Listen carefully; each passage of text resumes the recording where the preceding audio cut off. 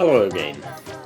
We already saw that an object whose center of mass is at rest can have kinetic energy if it is rotating.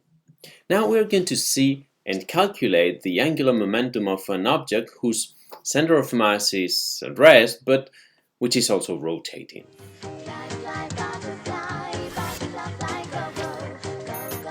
Similarly, I will consider a solid object that is spinning about an axis.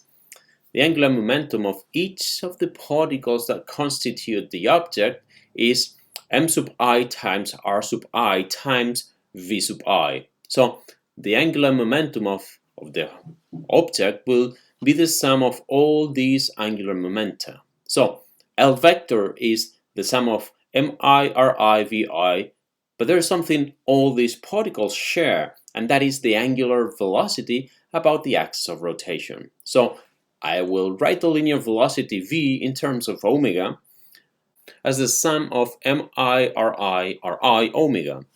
But the sum of mi, ri squared is the moment of inertia of the object about an axis, so I can rewrite the angular momentum as I omega. This is the angular momentum of the spinning of the object. So a solid object can have two components, one due to the motion of the center of mass and the other due to the spinning of that object. May the science be with you.